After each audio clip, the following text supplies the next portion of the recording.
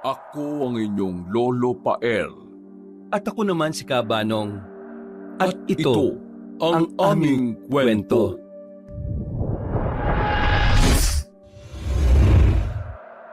Habang papunta si Rico sa kanyang pwesto sa pamilihan ay may nadaanan siyang kumpulan ng mga tao. May ilang mga pulis din doon at ambulansya kaya naisip niyang kagad na may aksidenteng nangyari. Ano kayang meron doon? Saglit niyang inihinto ang sasakyan para masipat ng kaunti kung ano ang nagaganap sa banda roon. Ilang saglit pa ay nakita niyang nag-atrasa ng mga tao habang ang ilang alagad ng batas ay bitbit ang stretcher na may cadaver bag. Hindi na niya nakita ang laman noon pero sigurado siyang bangkayon ng kung sino. Mukhang may nakita silang patay ah.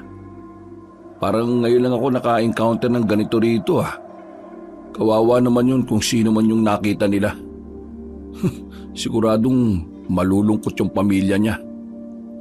Saglit siyang natigilan at napangiti bago nagtuloy-tuloy sa pagmamaneho. May paganon-ganon ka pang sinasabi, Rico. Siguradong malulungkot ang pamilya. Para kang tunay ah. May puso ka pala. Tumingin siya saglit sa rearview mirror ng kanyang sasakyan, saka muling ngumiti. At pagkadaka ay nagsalita siya na parang kinakausap na naman ang sarili. May awa pa rin naman ako kahit na pagdating sa negosyo eh. Balasubas akong tao. Ganyan talagang labanan kapag negosyante ka eh. Diba, Rico boy? Isang malapad na ngiti ang iginawad niya habang nakafocus sa pagmamaneho hanggang sa makarating na nga siya sa kanyang pwesto. Lumipas ang mahaba-habang oras. Tuwang-tuwa ang negosyanteng Chubby sapagkat marami ang customer niya ngayon. Ibig sabihin ay marami na naman siyang babalsubasin sa araw na yun. Bata pa lang kasi ay nasanay na talaga si Rico sa ganoong klaseng pamumuhay sapagkat ganoong gawain na ang nakamulatan niya. Ang mga magulang niya kasi noon sa probinsya ay mga gumagawa rin ng kalokohan kaya inakala niya noon pa na tama na ang ganoong gawain. Kilalang scammer ang nanay yan at tata Blanco niya kaya dumating ang pagkakataong kinailangan nilang lumipat ng lugar. Sa dami ng atraso ng pamilya nila ay ilang beses silang nagtago hanggang sa nakamatayan na lang ng mga magulang niya ang ganitong sistema. Nagpunta siya ng bayan ng poblasyon sa edad na 20.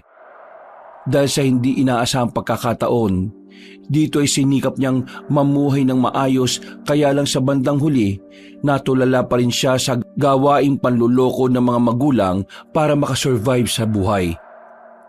Ngayon nga, ay 2 taon na si Rico na namumuhay sa panluloko ng mga tao. Sa tagal niyang yon ay natuto na rin siya at nasanay sa mga katuruan ng diskarte ng mga negosyante. Kilala siyang hustler ng mga kapwa negosyante at dahil din doon ay marami siyang nakaalitan, nakaaway at nakasamaan ng loob. Nang makakilala rin siya ng isang feng shui master, nag-aral siya noon subalit ginamit niya ang katuruan sa mali. Sa ganitong paraan ay nakapanghikayat pa siya ng mga taong mahuhulog sa kanyang patibong. Binabayaran siya ng libo-libo para sa panlulokong yun. Magandang araw mga suki! Tuloy lang ho kayo. At nakikita ko sa mga mukha ninyo na magiging maganda ang kapalaran niyong mag-asawa. Kayo, Mr. and Mrs. Tenorio, naba-vibes kong maraming pera ang darating sa inyong sambahayan. Maniwala kayo sa akin dahil hindi ko lang nakikita sa mukha niyong masiyahin kundi nababasa ko rin sa palad niyong mag-asawa. Natuwa ang mag-asawang nauto ni Rico. Kaya hindi lang yun bumili ng mga mamahaling figurine na ibinenta niya, kundi nagtip din ng malaki-laking halaga bago umalis. Maya-maya pa, pag-alis ng mag-asawang Tenorio ay may dumating namang mag-ina. Naatat na atat din sa swerte. Pinakiramdaman muna ni Rico ang galawan ng dalawa at nang marinig niya ang pagbubulungan ng mga yon ay pasimple siyang lumapit habang kunwaring naglilinis ng mga ibinebenta niyang pampaswerte.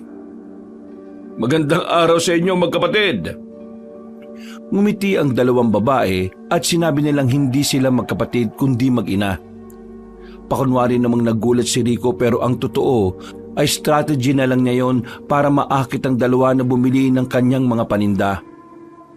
Pasensya na pero hindi ko sinasadyang marinig ang usapan niyo habang naglilinis ako nitong mga pampaswerte mga binebenta ko eh. Wala pa kasi yung tauhan kong sina Kian at Joseph. Yung mga nasa harapan niyo na pusang kumakaway-kaway, kapag mas malaki ang binili, mas malaking swerte rin ang darating sa buhay niyo. Hindi man ho ako inchik pero nag-aral ako at tinuruan ng feng shui master patungkol sa mga yan. Kaya ho, naisipan ko talagang magbenta ng mga pampaswerte. Nagkatinginan nga ang mag-ina na parang napapaisip na kung bibili nga ba ng mas malaki o yung maliit lang. Kung gusto nyo kagad na swertehin at yumaman ng gusto bago matapos ang taon na to, ay nako, kung ako sa inyo, itong malaking pusa ang bilhin nyo. Kapag pinwesto nyo ito sa tapat ng pintuan, nako, marami siyang mahihikayat na swerte at itataboy niya ang anumang kamalasan na magtatangkang pumasok. Alam nyo ba na takot sa mga pusa ang kahit na anong negatibong enerhiya? Kaya kapag meron kayo dito, siguradong magiging maaliwalas ang buhay nyo at panay ang pasok ng swerte. Sa galing ni Rico sa pagpapaliwanag ay talagang ang nahikayat ang mag-ina. Binili nila ang pinakamalaking pusang kumakaway kaya tuwang-tuwa talaga ang negosyanteng Chubby. Maaga pa pero nabili na kaagad yung isa sa pinakamahal kong binebenta. Ayos talaga kapag may husay ka sa pagsasalita. Marami kang madadala talaga eh. Patapos pa lang siya sa pagkukwenta ay may dumating ulit na customer, hindi naman para bumili kundi para kumonsulta patungkol sa mga swerte-swerte. Wala kagad siyang sinayang na oras dahil nagsabi ang may edad na ginang na magbabayad siya ng malaking halaga. Wow, espiya! Mamula-mula ang palad mo ah. Siguradong magiging maganda ang kapalaran mo. Marami ang humahanga sa iyo at siguradong lalago ang negosyo mo. Basta, lagi kang mag-insenso. Sure na sure akong gaganda palalo ang karera ng buhay mo. Hindi matatapos ang taon na to. Mas yayaman ka pa kaysa sa mga taong nagmamaliit sa iyo. Pero, para mas maging epektibo mga yan, mas mainam kung bibili ka rin ng mga pampaswerte para talagang mag-manifest. Hindi lang sa iyo kundi sa buong bahay mo ang pagpasok ng pagpapala. Halatang galak na galak si Miss Pia at talagang nagustuhan niya ang sinabi ng manlolokong negosyante. Kaya bago umalis ay bumili rin siya ng ilang mga pampaswerte para nga ilagay sa bahay. Marami pang nabigyan ng magandang payo si Rico na ang ilan ay halos wala na talagang katotohanan. Ganun pa man ay nakalikom na naman siya ng maraming pera sa pagbibigay lang ng mga kalokohang pampaswerte sa buhay. Bukod pa rito ang pagbebenta niya ng mga pampaswerte. Kaya maganda rin ang mood niya at nagbigay ng pabonus kay Kian at Joseph na kanyang mga trabahador. Sir, thank you dito sa pabonus mo ah. Mukhang malaki ang sales natin ngayong araw ah. Sakto lang ang sales natin ngayong araw. Pang isang linggong kita na. Wow, grabe talaga kayo sir. Nakakabilib talaga kayo eh no. Salamat. Basta pagigihan nyo lang din ni Joseph dahil kapag nagtuloy-tuloy ito, hindi lang din naman ako ang makikinabang kundi kayo rin ni Joseph. Opo, salamat uli sir. O siya, sige. Isara nyo na yung tindahan at pwede na kayo umuwi. Bukas kahit mga after lunch na kayo pumunta. Huwag kayo mag-alala dahil buo pa rin ang sahod ninyo niyan. Magpahinga muna kayo kahit papano dahil marami naman tayong sales ngayong araw. Pagkasara ng tindahan ay umalis na kagad ang dalawang lalaki. Nagbilang naman na siya ng pera at nang matapos na ay tuwang-tuwa talaga siya sa resulta ngayong araw. Nagpaikot-ikot siya sa swivel chair habang galak na galak at nagbibilang ng mga perang nalikom ngayong araw. Marami talagang taong mahilig maniwala sa mga swerte at malas. Ang hindi nila alam, ang totoong swerte ay ang diskarte lang sa buhay para kumita. Katulad tong negosyo ko. Mamalasin ka talaga sa buhay kapag wala kang gagawing kilos o diskarte. Hindi ka yayaman kung puro legal na paraan lang din ang gagawin mo. Mas mabilis kumita ng malaki kapag merong kalokohan. You made it again, Rico. Good job. Dahil sa kumita siya ngayong araw ng halos pang isang linggong kita, kaya naman tinreat niya ang kanyang sarili. Nagpunta siya sa masarap na kainan doon lang din sa pamilihan at binusog niya ang sarili. Nang pauwi na, ay muli siyang napadaan sa kaninang pinagkukumpulan ng mga tao nung umaga. Doon sa lugar kung saan ay may nakitang patay na katawan ng tao. Napahinto ulit siya at napatingin doon saka umiling-iling. Kapag talagang hindi ka marunong dumiskarte sa buhay, matutulad ka na lang sa taong namatay na yun eh. Mabuti na lang talaga, Rico, at marunong ka sa buhay. Magandang bagay rin yung mga natututunan mo sa mga magulang mo noon eh. Nagpatuloy siya sa pagmamaneho ng sasakyan hanggang sa kamuntikan na niyang masagasa ng isang babaeng pulubi. Mabuti na lang ay nakapreno siya kagad at pagkatapos ay galit na galit siyang bumaba ng sasakyan saka hinarap ang nasabing pulubi. Anak ng titing naman oh, pambira. Ganda-ganda ng araw ko ngayon, sisirain mo. Bakit ka naman kasi pakalat-kalat sa daan? Alam mo bang pwede ka mamatay dito? Tumabi ka nga! Buwisit ka! Pwede po bang makahingi ng kahit kaunting tulong? At talagang nanghingi ka pa ah. Damo na hindi ka man lang marunong dumiskarte sa buhay mo. May itsura ka pa nga naman sana pero ganyan ang gawain mo. Manlilimos. Naknanto ko oh. Bigyan mo naman ako kahit na magkano dahil gutom na talaga ako eh, kuya. Oh, ayan. 100. Kapag nakita pa kita ritong palakad-lakad, sasagasaan na talaga kita. Hinagis niya ang 100 piso at ang mahulog na yun sa lupa ay sa kanya kagad tinalikuran ng babaeng palaboy. Pero hindi niya alam, tila susunggaban na siya noon. Mabuti na lang ay nakapasok kagad siya sa sasakyan kaya hindi natuloy. Pagtingin ni Rico sa harapan ay ganun na lang ang gulat niya dahil wala na ang nasabing babaeng palaboy. Napakibit na lang siya ng balikat bago magpatuloy sa pagmamaneho pauwi sa kanyang bahay. Matiwasay siyang natulog dahil sa magandang kita ngayong araw at pagsapit ng kinabukasan at sa mga sumunod pang araw ay mas naging maganda pa rin ang kitaan niya sa tindahan. Marami ang dumumog sa kanya, hindi lang dahil sa mga binebenta niyang pampaswerte kundi dahil na rin sa mga payo niya patungkol sa mga pampaswerte. Ilang mga sunod-sunod na kita kaya makailang beses niya ring nabibigyan ng bonus si Kian at Joseph. At sa tuwing uuwi sa gabi ay madalas niya ring nakikita ang baguhang babae na palaboy sa lugar na yon. Ang maganda niyang araw ay palaging nasisira sa tuwing makikita nga ang nasabing babae na tila sinasadya yata na palagi siyang pahintuin. Pagkatapos ay manlilimos ng pera. Parang nakakalata na ako sa yung babae ka ha. Hinihintay mo yata ako palagi rito ah. Baka mamaya mambubudol ka. Gusto mo bang i-report kita sa polis, ha? Sindikato ka yata siguro eh, no? Kuya, kahit magkano lang naman ang hinihingi ko sa'yo eh. Hindi naman kita inaagrabyado. Hindi mo nga ako inaagrabyado pero palagi mo namang sinisira yung magandang araw ko. O babae ka oh. Diyos ko naman. Natigilan na siya dahil tila biglang sumama ang tingin ng babaeng palaboy. Napatras siya ng bahagya at medyo natakot pero hindi niya yun ipinahalata. Bagkus ay nagalit pa siya dahil sa mga tingin na yun. Aba, ayos ka kung makatingin ah. Gusto mo bang sundutin ko yung mata mo, ha? Tumabi ka nga. Kapag di ka pa tumabi, sasagasaan na lang talaga kita at itatapon yung katawan mo sa ilog. Hindi na umimik ang babaeng palaboy. Tumabi na lang yon habang nakatingin ng masama kay Rico.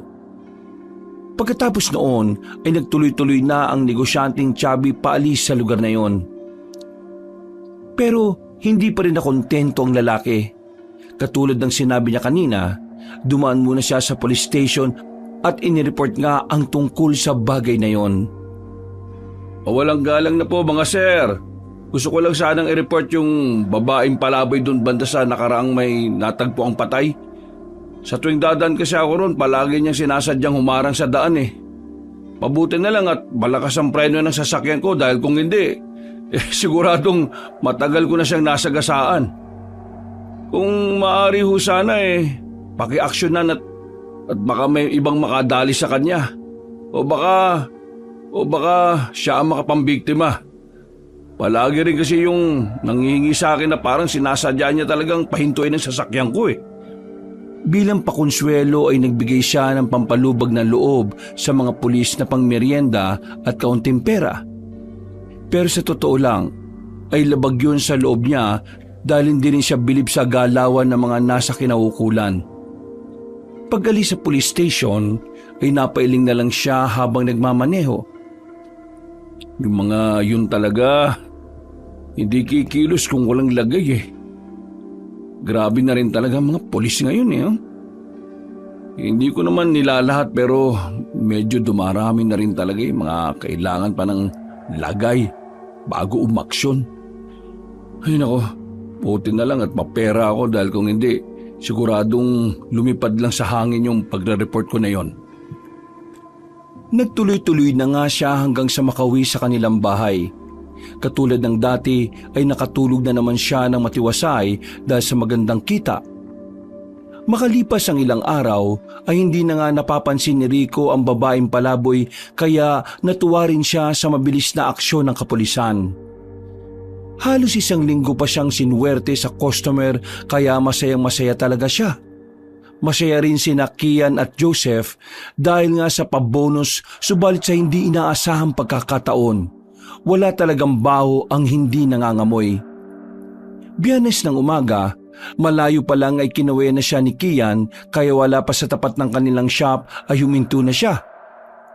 Napansin niya kasing tila hindi rin maipinta ang mukha ng tauhan. Oh, bakit mo ko hinarang, Kian? May problema ba? Ha? May mag-asawang naghihintay sa iyo sir sa loob ng shop. Kausap ngayon ni Joseph at pinapakalma kaya po lumabas muna ako dito para hintayin kayo. Galit na galit po kasi. Oh, bakit naman daw? Yung mag-asawang Solis yata yun sir. Yung pinayuhan nyo noon na mag-invest sa negosyo tapos kalaunan biglang na scam naman daw pala sila. Lahat daw po ng pera nila ininvest nila ron. Kaya po galit na galit talaga. Didemanda raw po kayo sir Oh mga tanga pala sila Hindi ko naman sinabing i-invest nila lahat ng pera nila. Wag na po muna kayong magpakita sir. Hayaan mo sila. Hindi ko kailangan magtago sa mga yan dahil wala naman akong ginagawa masama. Napakibit na lang ng balikat si Kian habang pinagmamasdan ng amo niyang nagpapark ng sasakyan sa harap ng kanilang shop. Ilang saglit pa, pagkapasok nila doon ay nagsimula na nga mag-rant sina Mr. and Mrs. Solis. May nahon pa silang hinarap ni Rico at pinaliwanagan hanggang sa mauto na naman sila. Pag-alis na mag-asawa ay nakahinga na ng maluwag ang negosyanteng balasubas pero makalipas lang ng ilang oras ay sinundan pa yun ng iilan pang reklamo. Kaya napilitan muna siyang magsara para maayos ang problema. Sir, ayos lang po ba kayo? Mukha bang ayos tong mukha ko? Nakakawala ng mood yung mga yun Kasalanan ko ba kung itodo nila yung pag-invest sa mga scam? Kung di ba naman mga tanga Ang mga tao nga naman talaga Kapag maganda resulta, makakalimutan ka na. Pero kapag palpak, ikaw pa sisisihin. Gustong gusto nilang mabilis ang pera. Kaya dapat lang din yan sa kanila Hindi ko sila niloko. Sila ang naghatid sa kanila sa ganong sitwasyon. Totoo naman kasing niloko mo sila sir Ano? May sinabi ka ba? Wala sir. May ipapagawa pa po ba kayo? Wala naman Wala muna tayong pasok ngayon Pero huwag kayong mag-alala. Dahil buo pa rin naman ang sahod ninyo ni Joseph. Teka, nasan ba yung isang yon? Nandun po sir sa kabilang shop. Ito talaga si Joseph Kung ano-ano pinaggagawa Sabihan mo yun na kapag may magpunta rito, sabihin yung wala muna ako. Opo sir, alam niya naman na yun. Dahil doon ay umuwi na nga muna ng bahay si Rico. at ipinahinga ang sarili. Pagsapit ng gabi, pagkatapos kumain ay natulog kagad siya, subalit mga bandang 12:30 ng hating gabi ay nagising siya dahil sa ingay ng mga alagang aso sa labas. Nakasimangot siyang tumayo at sinaway ang mga alagang nakakulong. Nang mapatingin siya sa bakuran ay meron siyang napansin na tila itim na aninong nakasampa sa mataas niyang bakuran. Sinigawan niya yon at kagad pinakawalan ang mga alagang aso. Nawala rin kagad ang nasabing nilalang pero hindi siya nagpakampante. Tumawag kagad siya sa security ng subdivision na tinutuluyan para i-report ang nangyari. Kaagad yon tiningnan sa CCTV pero wala namang nakita ang mga security. Imposible wala kayong nakita. Ako nga, kitang-kita ko na may sumampang tao sa bakuran ko eh. Kahit anong pagpipilit, sa huli ay wala pa ring nagawa si Rico kaya umuwi na lang siyang nadagdagan na naman ang inis. Puro kamalasan yata ako ngayong araw na to ah. Sana naman bukas magbago ang ihip ng hangin. Kinabukasan, mag-10 na nagpunta si Rico sa kanyang shop. Ang pag-aakala niyang magiging maayos na sa lubong ng araw ay naging kabaliktaran. Mas dumami pa ang nagrereklamo kay Rico kaya tila nagkandaletse-letse ang kanyang negosyo. Mabuti na lang din ay natimbrihan siya ni Kian kaya hindi na siya tumuloy pa sa shop. Ayon sa kanyang tauhan ay galit nga raw ang higit 6 na katao dahil sa pambabalasubas na kanyang ginawa. Pasado 12:30 ng tanghali ay nagkita sila ni Kian sa isang kainan at sabay na nananghalian. Habang kumakain ay tinalakay nga nila ang mga bagay-bagay patungkol sa mga nangyari. Kumusta ang shop? Naisaran niyo ba ng maayos ni Joseph? Wala si Joseph, sir. Ako lang po yung pumasok. Naisara ko naman po na maayos.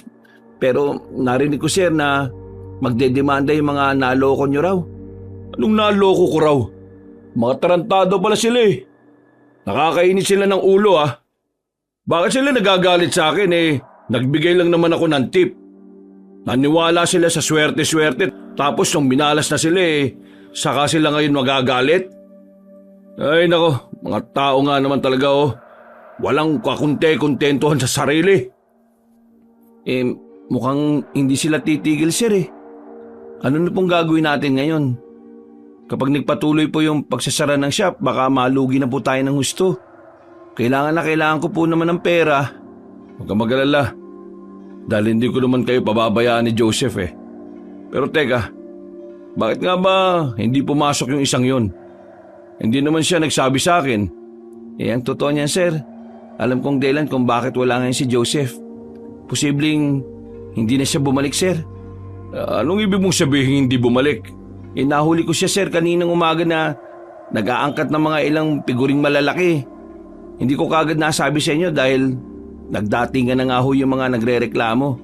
Nung binalikan ko siya sa warehouse, ayun, nakaalis na, sir. Ba't walang hiyang hayop na yun ah?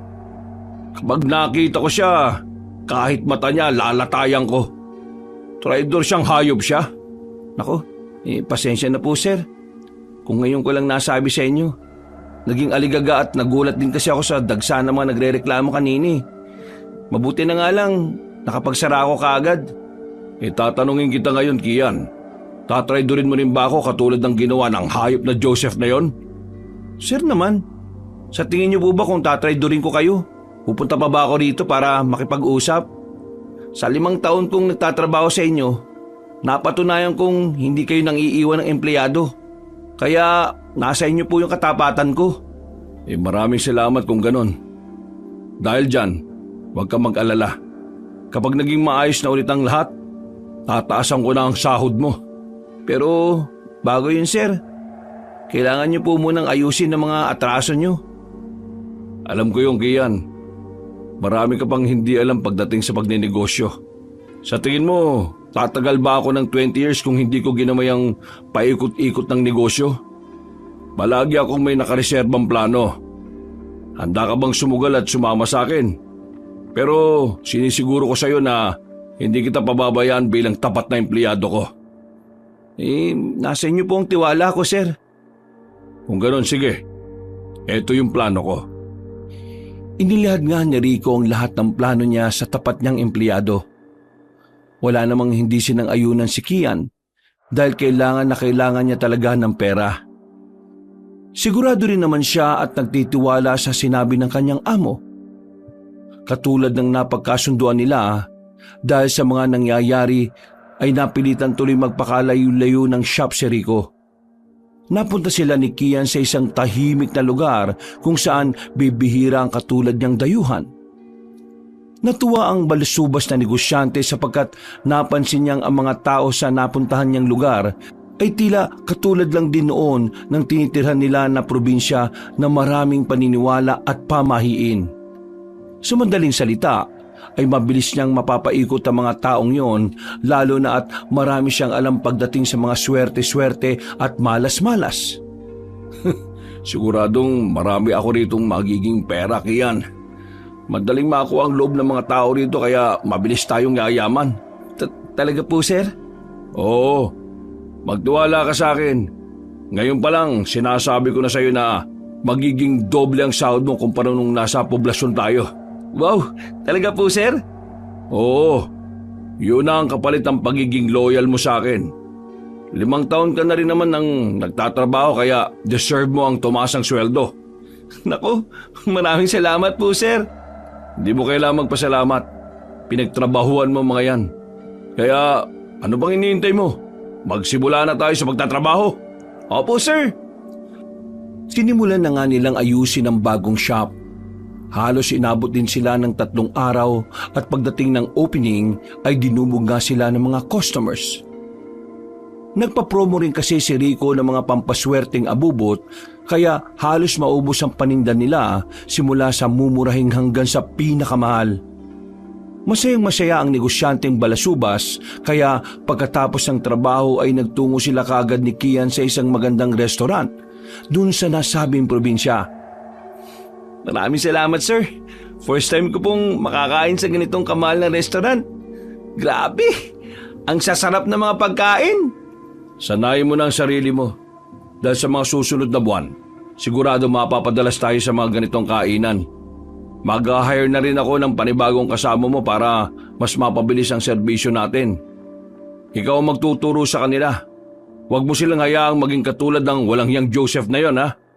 Yes, sir. Makakaasa po kayo. Gagaling ako sa trabaho. Maraming salamat po ulit talaga. Sabi ko nga sa iyo, hindi mo kailangang ipagpasalamat sa akin yung mga bagay na pinagtrabahuan mo. Magpasalamat ka sa sarili mo dahil meron kang tiyaga. Tumango-tango lang si Kian habang nagpapatuloy na sa pagkain. Nang matapos na ay umuwi na sila pareho dahil doon na rin nakatira ang binatang empleyado sa bahay ng Ginoo.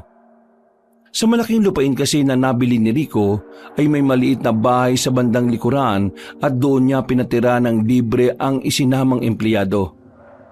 Laking pasasalamat nga ng binata sa bagay na yon dahil hindi na siya gagastos pa ng kahit na ano. Dahil sagot talaga ng kanyang amo ang lahat. Ito ang bayad ng negosyanteng Chubby sa pagiging tapat niya. Mabilis pang lumipas sa mga araw, linggo, at sa mga sumunod na buwan nila sa nasabing lugar ay medyo tumumal ang benta ng negosyo ni Rico. Pero hindi pa rin naman sila nawawalan ng pag-asa. Hindi rin naman kasi sila nawawalan ng mga customers. Sapat lang talaga at hindi sobra-sobra.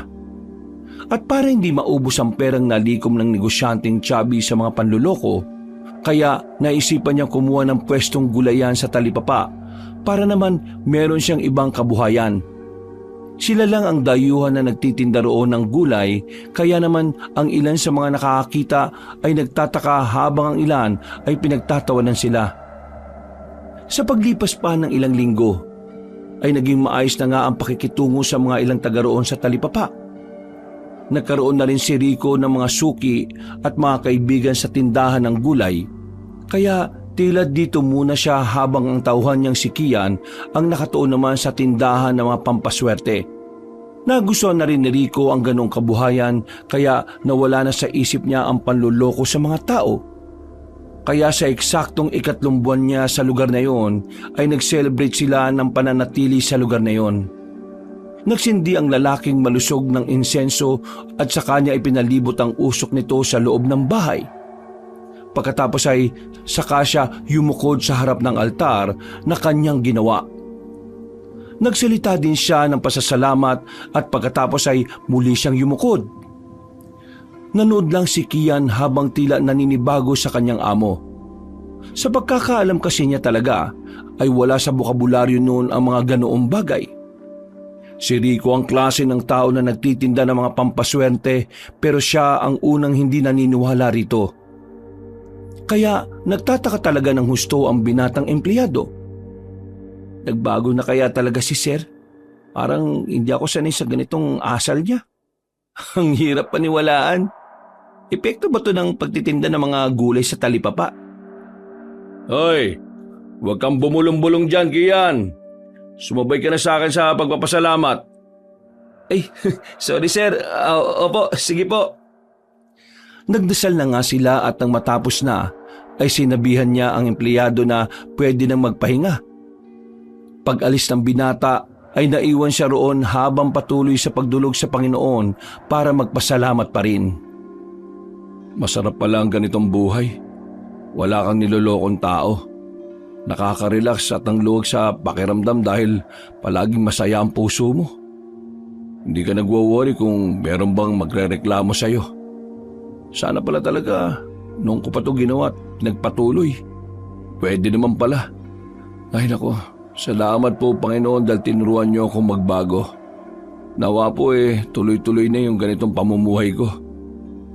Pagkatapos ng sinserong dasal na yon ay natulog na siya ng matiwasay. Subalit habang nahihimbing sa pagtulog, lingid sa kanila ay merong isang nilalang na muling sumumpa sa bakuran. Tila lumanghap yon sa hangin hanggang sa biglang mapangiti.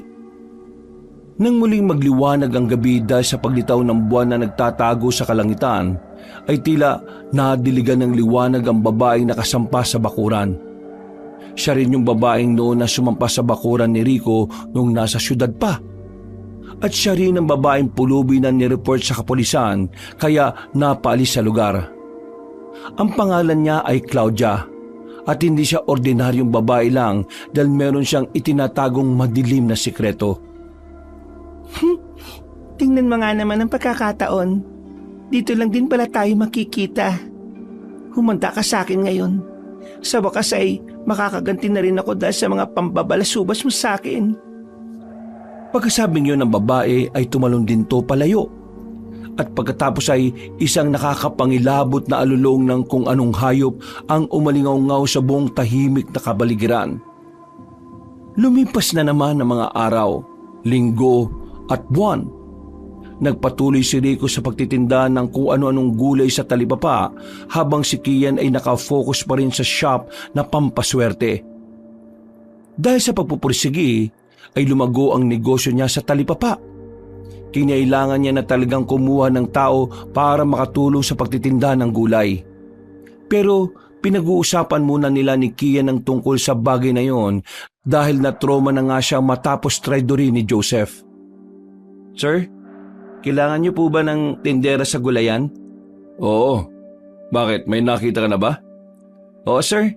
Pumunta yun sa shop kahapon dahil nakita niya yung nakalagay nating karatula doon. Nakausap ko naman siya at mukhang okay naman. Sabi ko nga, puntahan ka doon sa talipapa sa Lunes para makausap ka. Sige, mabuti naman. Kakausapin ko siya kapag nagpunta ron. Maraming salamat ha. Pagsapit ng Lunes ay nagtungo nga sa tindahan ng gulay ang babaeng sinasabi ni Kian at nakilala yun ni Rico. Si Claudia pala ang babaeng yun na tinutukoy ni Kian. Nag-apply ang dalaga sa gulayan na kaagad ngang tinanggap ni Rico sapagkat kailangan niya rin talaga. Isa pa ay malakas ang pananalig niyang mapagkakatiwalaan si Claudia. Subalit lingid sa kanila ay merong ibang motibo ang dalaga. Simula bukas, pwede ka na magsimula sa pagtitinda ha. May tiwala ako sa iyo dahil nakausap ka na rin naman ni Kian. Kaya sana huwag mong hayaang masirang tiwalang yung Claudia. Opo, sir. Teka lang. Parang pamilyar ang mukha mo sa akin ha. Hindi ko lang alam kung saan at paano pero nagkita na ba tayo dati? Hindi ba po, sir? Hindi naman ako naalis dito sa probinsya kaya malabo pong mangyari yon. Sa bagay. Baka kahawig mo lang. Kapag kasi nagninegosyo ko marami ka talagang nakakasalumuha na iba't ibang uri ng tao. Kaya akala mo minsan nakita o nakausap mo na kahit na hindi naman pala talaga. Kaya nga po, sir. O basta, galing mo sa trabaho ha. Sir Rico, makakaasa po kayo sa akin. Hindi ko bibiguin ng tiwalang binigay niyo sa akin. Pagbubutihan ko po. Promise po. Matapos nilang magkamayan ay isang makahulugang ngiti ang iginawad ni Claudia. Walang kamalay-malay ang negosyante sa masamang plano ng dalaga. Lumipas pa ang mga araw at linggo. Tuwang-tuwa si Ginoong Rico sapagkat simula nang tanggapin niya ang bagong empleyado ay mas lalong dumami ang kanilang benta. Hindi na rin siya ganoon nangangarag sa pagtitinda sa palengke sapagkat meron na siyang katuwang. Dahil doon ay naupahan pa niya ang katabi kaya lumawak pa ang kanilang pwesto. Sa ilang buwang pagtatrabaho ni Claudia ay hindi maiwasan na makapalagayan siya ng loob ni Rico. Sinasadya rin kasi ng dalaga na maging sweet sa amo para talagang mahulog ang loob nito sa kanya. Napapansin naman ni Kia ng mga kilos ng babae sa tuwing nagpupunta siya sa palengke. Pero hindi pinahahalata ng binata ang kakaibang kilos na napupunan niya. Ipinagkikibit-balikat na lamang muna niya ito dahil wala pa naman siyang nakikitang hindi kaaya-ayang aksyon. Habang tumatagal ay mas lalo pang nagiging masikaso ang babaeng may masamang balak. Hanggang sa tuluyan na nga talagang nahuhulog ang loob ni Ginoong Rico. Dahil doon ay mabilis siyang nalalapitan ni Claudia lalo na pagdating sa pera. Nahalata naman ni Kian tungkol sa bagay na ito dahil ilang beses na niyang naabutan ng babae na nanghihiram ng pera sa kanilang amo. Sir, pasensya na po sa sasabihin ko Wala po akong ibang masamang intensyon kundi alam niyo naman na concern ako sa inyo at sa negosyo niyo. Okay, bakit? Ano ba yung Kian? May sasabihin ka ba? Napansin ko lang po na parang napapadalas ang pagbali ni Claudia sa inyo.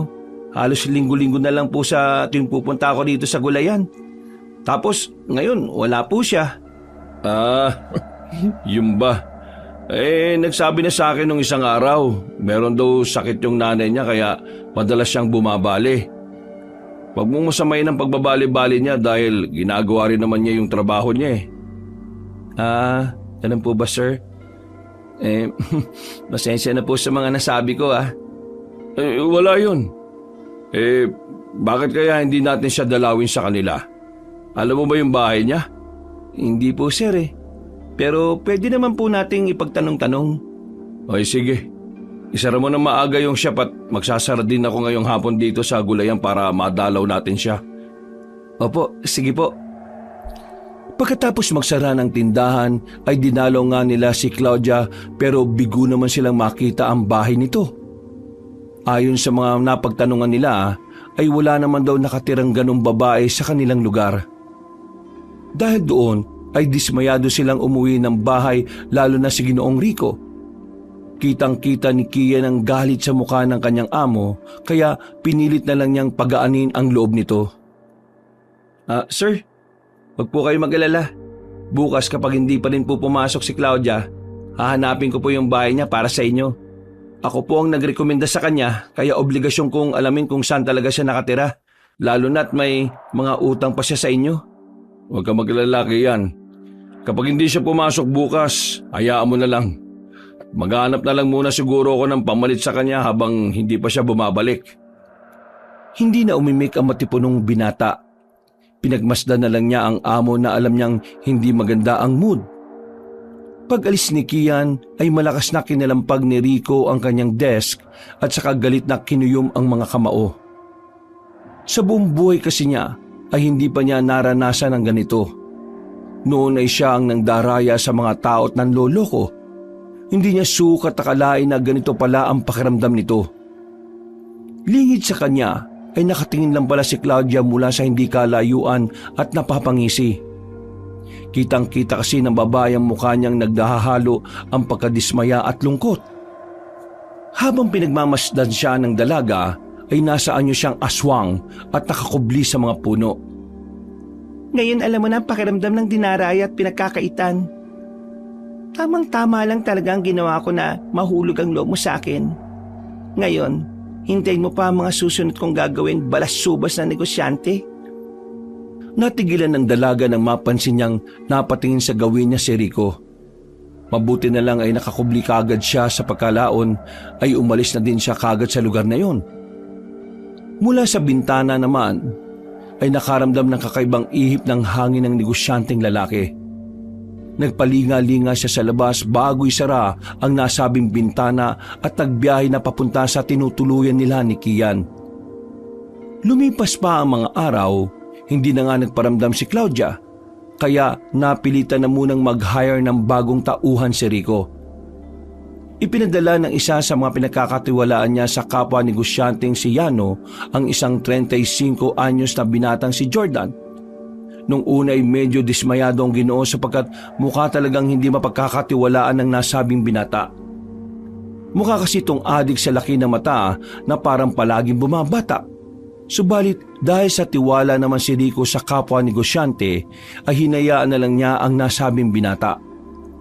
Pansamantala lang din naman kasing namasukan sa kanya si Jordan habang hindi pa nabalik si Claudia.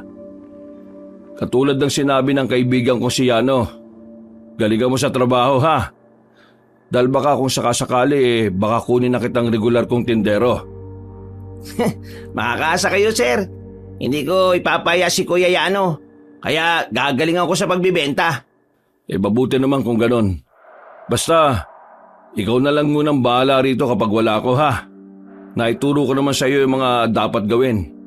Lalo na yung pinakaayaw ko, di ba? Opo, sir. Ako na ang bahala. Gagawin ko lahat ng gusto nyo para sa ikalalago ng tindahan. Mabilis na lumipas ang oras. Nang sumapit na ang hapon, kung saan ay dagsa na mga mamimili ay nagtrabaho na nga ng maayos si Jordan. Nag-obserba lang si Ginoong Rico at natuwa naman siya dahil mabilis kumilos at talagang maasahan ng bagong tauhan. At pasado 6:30 pa lang ng hapon ay halos wala nang natira sa mga paninda nilang gulay. Kaya maaga kagad silang nagsara. Magaling ka, Jordan ah. Hindi makakailang mahusay ka magbenta. Kaya dahil dyan bibigyan kita ng paunang bayad. Po? Talaga po, sir?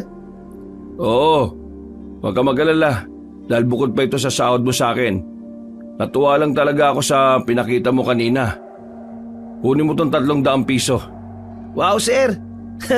Nakakaya pero maraming salamat ha. May panggastos na kami sa bahay ng ilang araw kahit papaano. Pinagpaguran mo yan. Ganyan talaga ako sa mga empleyado ko lalo na kapag magagaling katulad mo. Kaya galingan mo pa sa susunod ha. Oo, sir. Salamat po ulit dito sa pabonus niya ha. Ay, siya nga pala, sir. Narinig ko na may nahanap kayong empleyado na kung di ako nagkakamali si Claudia ang pangalan. Oo, sa katunayan, siya nga yung pinalitan mo. Morena ba yun, sir? Tapos medyo maliit at balingkinitan pero maganda. Oo, ganun nga ang itsura niya. Hindi ako sigurado, sir ha, kung siya yung babaeng yun. Pero meron kasing Claudia sa lugar namin. Nakatira sila sa pinakadulo malapit na sa ilog. Medyo malayo ang bahay nila sa amin pero pwede ko namang puntahan yun mamaya para kumustahin at tanungin. Parang batang nataranta si Rico na kaagad nagbalot ng iba't ibang gulay na ipinagtaka ni Jordan. O sir, para saan yan? O pwede ba na iabot mo sa kanya itong mga to? Ay, walang problema, sir. Pero hindi ako sigurado kung siya yung tinutukoy niyong babae ha. Kung gusto nyo, sumama kayo sa akin, sir, para talaga makita nyo kung yun nga talaga yung Claudia na tinutukoy nyo o hindi. Oo, sige. Sasama ko. Tulungan mo na muna akong magsara ng tindahan natin. Nang makapagsara na nga ng tindahan ay kaagad nagtungo ang dalawa sa shop ng mga pampaswerte. Sinabi ng Ginoong negosyante kay Kia na pupuntahan nila ang bahay ni Claudia. Dahil doon ay sumama na rin si matipunong lalaki dahil gusto niya ring makita kahit papaano ang dalaga. Sabay-sabay na silang nagtungo sa nasabing lugar hanggang sa makita nila sa kalye si Yano sakay ang isang tricycle. Nang tanungin ni Rico kung saan pupunta ang negosyanteng kaibigan, ay sinabi nga ni Yano na makikipaglamay siya sa isang kakilala na sinasabing na biktima ng isang aswang. Nauna na ang nasabing tricycle dahil nagpagas pa sila ng sasakyan. Kian, Jordan, narinig niyo ba yung sinabi ni Yano kanina? Nabiktima raw ng aswang? Totoo ba yun? Eto sir, si Jordan ang tanungin natin. Kasi di naman ako laking probinsya eh. Kaya hindi ako masyadong naniniwala sa aswang-aswang na yan. Ang ibig ko pong sabihin, naniniwala naman ako pero hindi pa kasi ako nakakakita kaya parang hindi rin ako naniniwala eh. Gulo po eh no? Oo nga eh. Muntik na kaming maguluhan sa'yo, Kian. Teka Jordan, yung sinasabi kanina ni Yano tungkol sa pupuntahan nilang lamay na nabiktima daw ng aswang, gaano yung katotoo? Nako sir, ang hirap ipaliwanag. Kung gusto niyo po, pagkatapos natin pumunta sa bahay ni Claudia, pwede naman tayong dumiretso sa lamay. Malilibang din kayo doon sir, kasi uso rito yung sakla. Malaki ang kita. Ay nako, umiwas na ako sa pagsusugal. Matagal na akong tumalikod dyan. Teka, bakit naman napunta sa sugal yung usapan natin ha, Jordan? Ang tinatanong namin sa iyo yung aswang-aswang na yon. Ay, sorry sir, pasensya na. Ang narinig ko lang po inatake daw po yun ng aswang na layog. O ano naman yung aswang na layog na yon?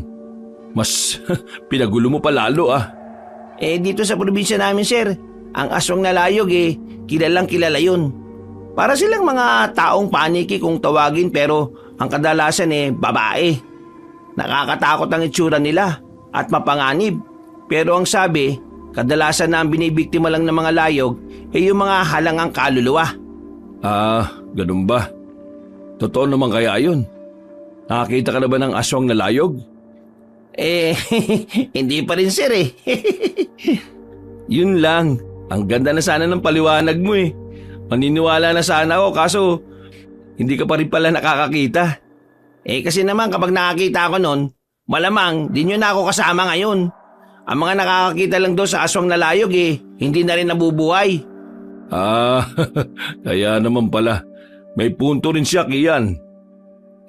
Napaismid na lang si Kian at napakibit ng balikat habang nagpapatuloy sila sa pagbiyahe papunta sa bahay ni Claudia. Marami pa silang napagkwentuhan patungkol sa iba pang kababalaghan ng mundo hanggang sa marating na nga nila ang nasabing lugar.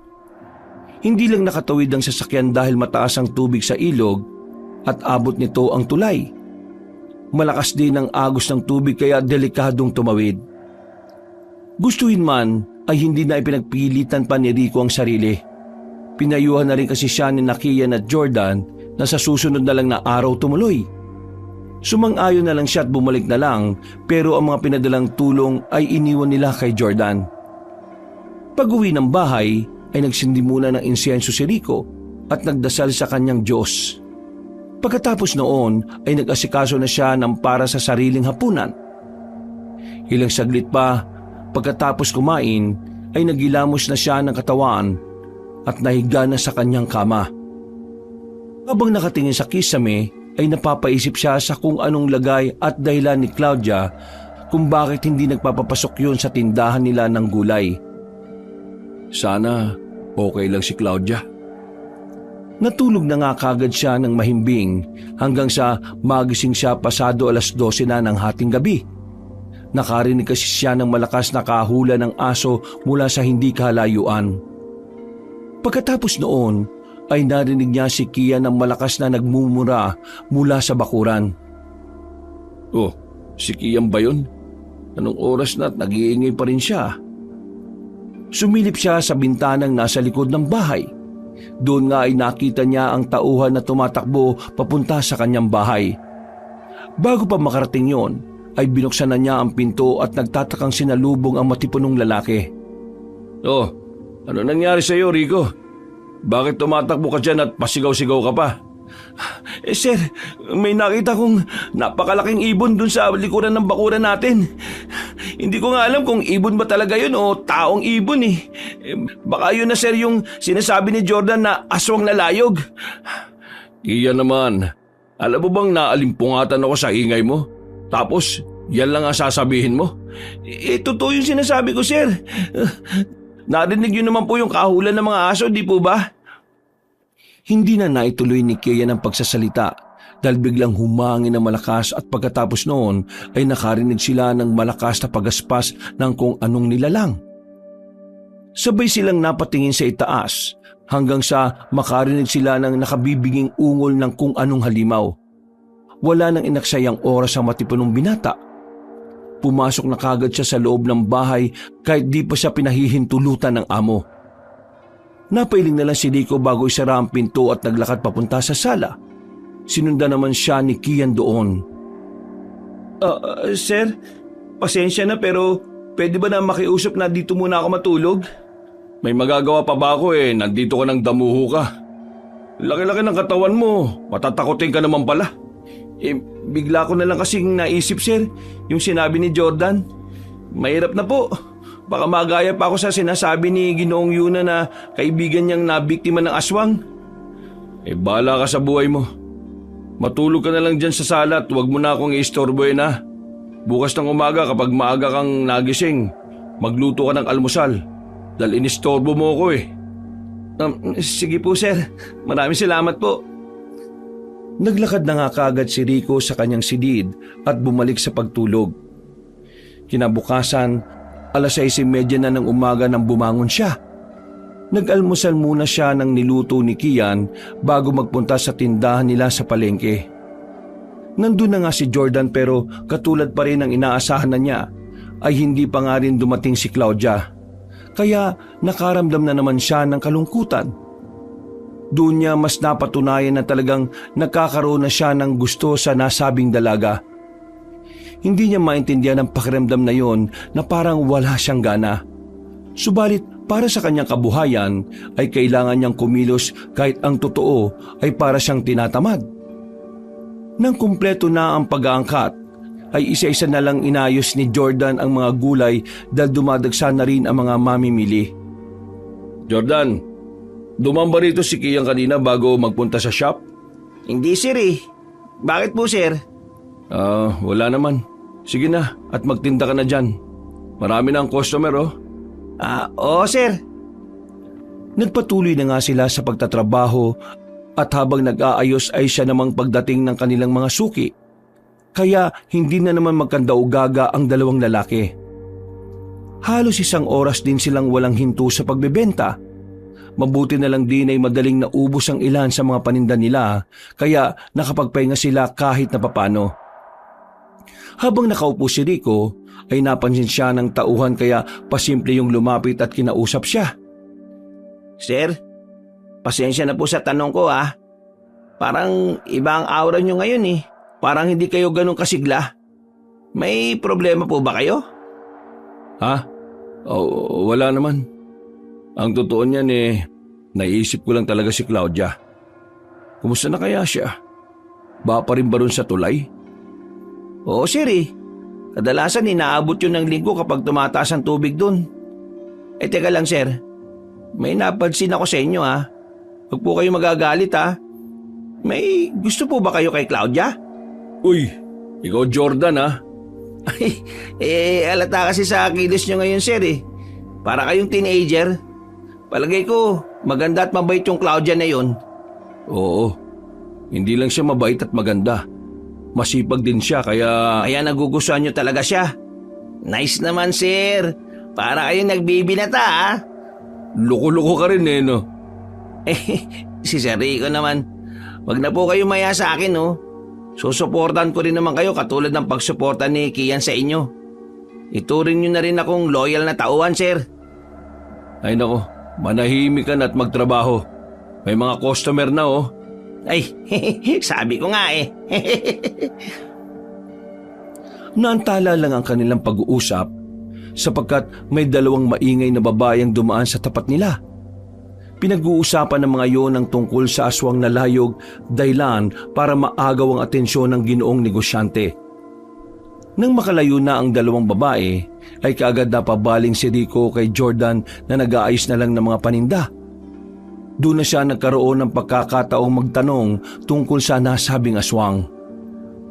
Naalala rin kasi niya ang dahilan kung bakit sila napuyat ni Kian. Jordan, may tanong ako. Po, ano po yun, sir?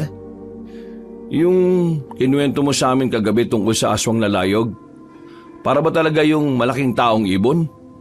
Opo, sir. Pero hindi pa po ako nakakita nun, ha? Katulad nga po ng nasabi ko kagabi, kapag daw nakakita ka ng layog yun na rin yung kamatayan mo. Paano kung halimbawa nakarinig ka? Ibig kong sabihin yung ingay ba niya o ng pagaspas ng pakpak parang ganon? Ay, yun lang, sir. Hindi ko rin alam. Kasi hindi pa naman ako nakakarinig ng ingay nila o ng pagaspas ng pakpak nila. Bakit po, sir? Kayo ba nakarinig na? Hindi ako sigurado Kaninang 12:00 ng hating gabi parang nakarinig kami ni Kian. Ala, talaga po, sir? Ano pong narinig yung ingay? Yun nga, parang pagaspas lang ng malaking ibon tapos kakaibang huni o ungol ng hayop. Nagtahulan pa nga yung mga aso Ala ka, sa amin din kagabi, sir. Nagtahulan yung mga aso para nga silang may nakikita Nakakatakot naman ngayon. Baka nga yun na yung aswang na layog na umatake dun sa kakilala ni Kuya Yano. Naku, dapat talaga nagpapasimula na ng prosesyon ulit dito sa baryo para maitabo yung mga ganyang klase ng mga masasamang kampo na kadiliman. Ganun pala ang pagtaboy sa kanila? Yes, sir. Dati parang buwan-buwan may nagpo-prosesyon dito. Ewan ko lang ngayon kung bakit natigil. Siguro nakampante yung mga taga-baryo dahil sa sinabi ni Manang Koronel. Sino naman pala yung Manang Koronel na yan? Parang madalas ko na nga siyang naririnig sa mga tao Parang importanteng tao siya na palaging pinakikinggan ng mga sinasabi niya. Si Manang Koronel, sir, yung kilalang albularyo rito sa atin. Mahusay po yun lalo na pagdating sa usaping aswang o kahit anong kababalagan. Kaya pala lagi ko siyang naririnig sa mga tao. Pero hindi ko pa siya nakikita sa tagal ko na rito dito sa lugar natin Bira talaga siya magpakita. Sasadyain mo kasi yun sa gubat Doon kasi yun nakatira. Ay, ganun ba? O siya, anong sinabi niya tungkol sa mga aswang na layog? Hindi naman daw dapat katakutan yung aswang na layog. Malalaman mo naman daw yun sa sarili kung dapat mo bang katakutan ng halimaw na yun o hindi.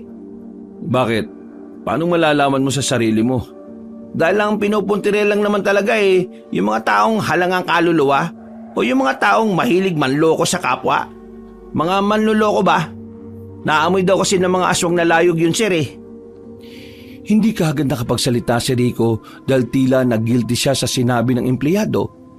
Alam niya naman kasi sa sarili na marami na siyang nalokong tao, lalo na noon.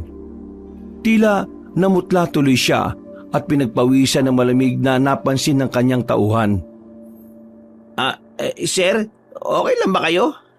Oo, napaisip lang ako sa sinabi mo. Ayos din no? May aswang pala na ganon. Oo nga, sir Buti na nga lang din, napunta ako sa katulad niyong mabuting amo at hindi manluloko. Kaya malamang sa malamang, hindi kayo tatargetin ng aswang na layog na yon kung sakaling totoo nga na nagpapagala-gala na naman yun dito sa baryo. Napulunok na lang ng laway si Rico pero ang totoo ay medyo nakakaroon na siya ng takot sa mga sinabi ng kanyang tauhan. Mabuti na lang din ay may dumating na mamimiling na makyaw ng kanilang paninda. Kaya naman naiba na rin ang topic ng kanilang usapan. Mabilis na lumipas ang oras. Nang wala nang ginagawa sa tindahan ay umalis muna si Rico at nagpunta sa shop nila ng pampaswerte. Nakita niya roon si Kian na tila aligaga pa rin kaya kaagad niya yung kinumpronta. Kian, anong problema?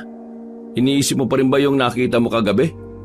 Opo, sir ang totoo niyan, natatakot na po talaga ako.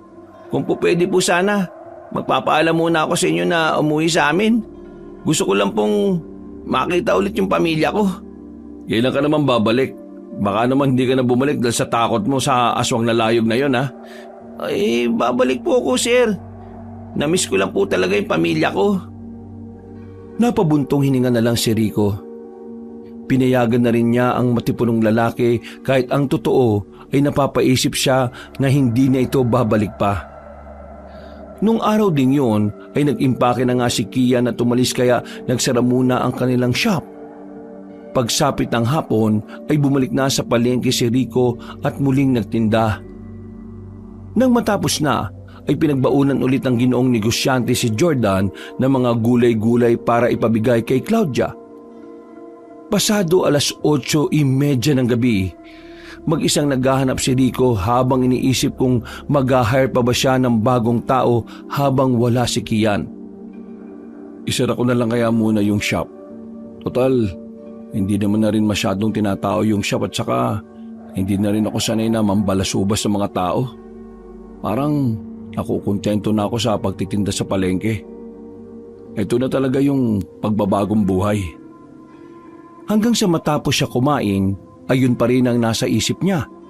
Hanggang sa muli niyang maalala ang mga sinabi ng tauhang si Jordan. Ganon? O siya, anong sinabi niya tungkol sa mga aswang na layog? Hindi naman daw dapat katakutan yung aswang na layo. Malalaman mo daw yun sa sarili mo kung dapat mo bang katakutan ng halimaw na yun o hindi. Bakit? Paano malalaman mo sa sarili mo? Dahil ang pinupuntiri lang talaga nila ay yung mga taong halangang kaluluwa o yung mga taong may hilig manloko ng kapwa. Mga manloloko ba? Naamoy daw kasi ng mga aswang na layo yun, sir. Buti na nga lang din napunta ako sa katulad yung mabuting amo at hindi manloloko. Kaya malamang sa malamang, hindi kayo tatargetin ng aswang na layo. Kung sakaling totoo nga na nagpapagala-gala na naman yun dito sa baryo natin. Panahon na nga talaga para magbago ko ng pananaw sa buhay. Tinapos na kagad niya ang pagkain at nag-ayos ng sarili at natulog. At katulad ng isang gabi, naalimpungatan na naman siya matapos makarinig na naman ng nakakakilabot na huni ng kung anong hayop. Sinabayan pa yun ng malakas na pagaspas ng tila malaking ibon na palibot-libot sa ibabaw ng kanyang bakuran. Kinakabahan man, ay isinawalang bahala na lang yun ni Rico at itinulog na lang hanggang sa makatulog na ulit siya. Kinabukasan, pagsapit ng 8:30 ng umaga, pagdating ni Rico sa tindahan ay sinalubong siya ni Jordan ng magandang balita. Sir Rico, yun nga po yung Claudia na tindera nyo rito. Nadala ko na po sa kanya yung mga gulay kagabi. Salamat daw po ng marami, sabi niya. Talaga? Mabuti naman pala kung ganun. Hindi mo ba natanong kung bakit hindi na siya rin pumapasok? Sinabi mo sana na marami tayong mamimili ngayon tapos umalis pa si Kian kaya wala rin ako magbabantay sa shop. Umalis po si Kian? Kailan, sir? Kahapon lang din. Hindi ko alam kung kailan babalik. Pinayagan ko na muna kasi matagal na rin naman yung hindi umuwi sa kanila. Namimiss na roon niya yung pamilya niya. Pero mabalik tayo kay Claudia. Kumusta naman siya? Ito nga po, sir. Pasensya na raw po talaga kung hindi siya nakapagpaalam na hindi papasok. Mabuti na lang daw at nagpunta ako ron. Nagpapagaling pa rin daw siya hanggang ngayon kaya hindi pa siya makapasok-pasok. Okay lang ba siya? Uminom ba siya ng gamot at kumakain na maayos? Wag po kayo mag-alala, sir. Nakita ko naman na okay na rin siya. Kailangan niya lang talaga magpahinga sa palagay ko. Sir alalang-alala kayo kay Claudia Napag-aalata, sir Loko-loko. Nakakapag-alala lang naman kasi. Sige po, sir. Sabi niyo magtatrabaho na muna ako, sir. Dahil sa balitang yun, ay nakahinga na ng maluwag si Rico kahit na papano. Pero hindi pa rin may tatanggi sa mukha niya ang matinding pag-aalala para sa tinderang babae.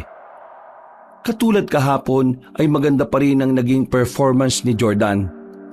Marami silang nabentang gulay sa maghapon kaya mas lalong sumaya si Rico sa mga pangyayari. At dahil maagang naubos sa mga paninda, kaya pasado 6:30 ng gabi ay nagtungo na nga sila sa bahay ni Claudia. Nang matunto nila ang bahay ng dalaga, ay ganun na lang ang pagkahabag ng ginoong negosyante nang makitang itsura ng munting kubo.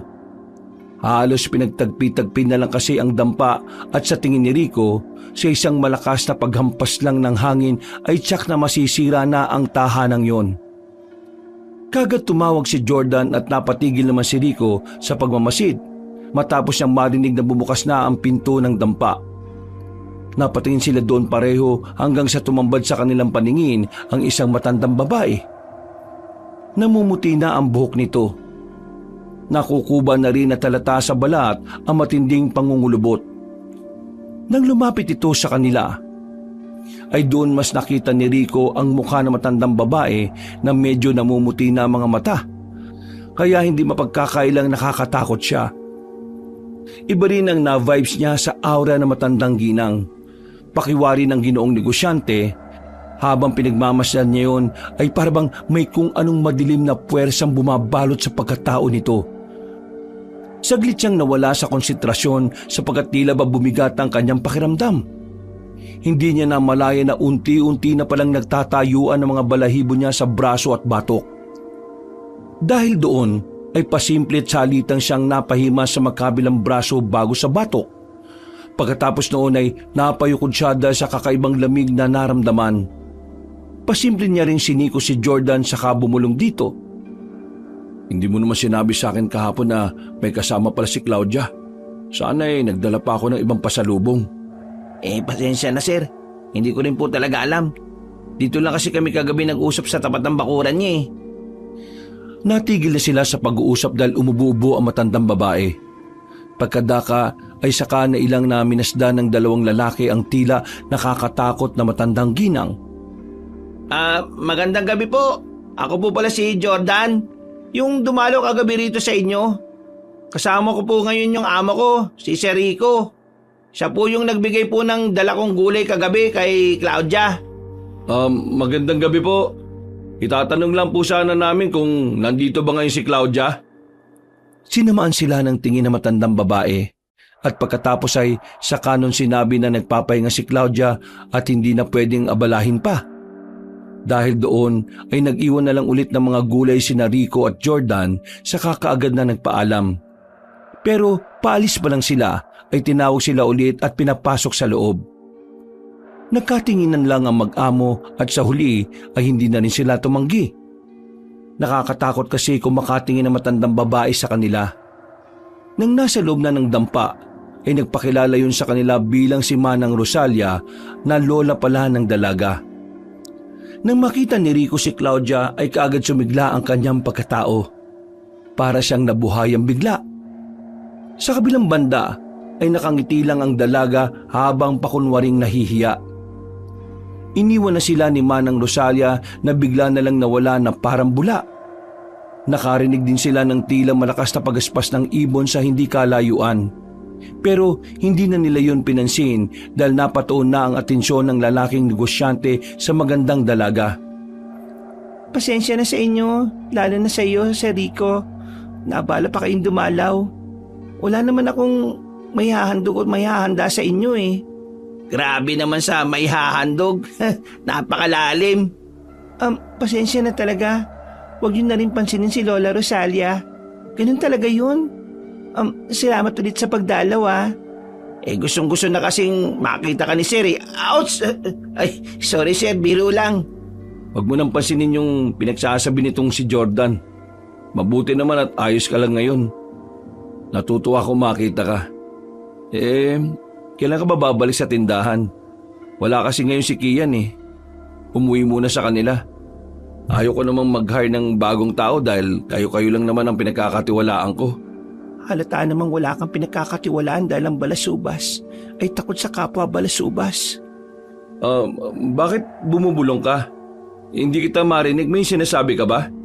Ang ibig kong sabihin sir, makakabalik na rin po ako. Baka sa makalawa. Nakakalungkot po talaga at umalis si Kian bakit po kaya? Namimiss raw niya yung pamilya niya. Marami pa silang napagkwentuhan at kitang-kita nga sa hilat siya ng mukha ni Rico ang saya na muling makita si Claudia. Subalit lingid naman pala sa kanyang kaalaman ay pinagtatawanan lang siya ng babaeng nagkukubli lang sa totoong intensyon at pagkatao nito. Matapos ang ilang saglit pang pag-uusap ay nagpaalam na nga ang dalawang lalaki. Hindi na nila nakita si Manang Rosalia kaya hindi na sila nakapagpaalam at ang magawi ang paningin ni Rico sa bandang likuran ng kubo ay meron siyang napansin na kung ano roon. Mga gamit ba yun ni Kian? Lalapit na sana siya kaya lang ay nag-akag na si Jordan. Mahirap na rin kasing magpaabot ng malalim na gabi sa daan lalo na't namamayagpag ngayon ang patungkol nga sa aswang na layog. Habang nagbabiyahe pa uwi ay natutuwang nag-usap ang dalawa. Tuwang-tuwa at tila na-inspire si Jordan sa kanyang amo. Wala kasi siyang kamalayan na kilalang balasubas na negosyante si Rico. Natigilan sila sa tawanan nang bigla sila makarinig ng malakas na huni ng ibon mula sa himpapawid. Dinig na dinig nila yon dahil nakabukas ang bintana ng kotse. Pagtingin ng dalawang lalaki sa kalangitan ay kitang-kita nila ang naglalakihang ibon na nagkakampay ng mga pakpak nito patungo sa kung saan habang naglalabas ng nakakapangilabot na huni. Nang makita ni Jordan ang mga mata nito, ay napa-sign of the cross siya dahil sa takot. Sinabihan niya rin ang amo na magmadali na sapagkat hindi ordinaryong ibon ang kanilang nakikita. Sinyalis daw kasi yun na nagsisimula ng magpagala-gala ang aswang na layog. Dahil tuloy doon ay naalala na naman ni Rico ang tungkol sa sinabi ng kanyang tauhan na ang pinupuntirya talaga ng mga aswang na layog ay yung mga taong halang ang kaluluwa o yung mga taong mahilig manloko ng kapwa o mambalasubas. Napalunok na lang ng laway ang lalaking negosyante at sa kabutiang palad ay nakabalik naman sila ng ligtas sa pamilihang bayan.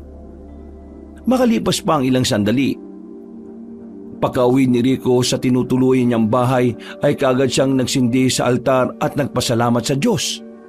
Pagkatapos noon ay masaya siyang naghapunan. Naglinis ng katawan at naiga sa kanyang tulugan. Habang nakatingin sa kisame ay inalala niya ulit ang muling pagkikita nila ni Claudia. Napangiti siya na parang teenager na kinikilig. Sa wakas kasi ay nakita niya ulit ang babaeng kanyang nagugustuhan. Para naman ako nitong binatang kinikilig sa crush. Ano ba naman to? Bukod doon ay marami pang kakatuwang bagay ang naglaro sa isipan ng negosyante. Pumikit siya at nagpanta siya na nililigawan si Claudia at sinugod siya nun kaagad.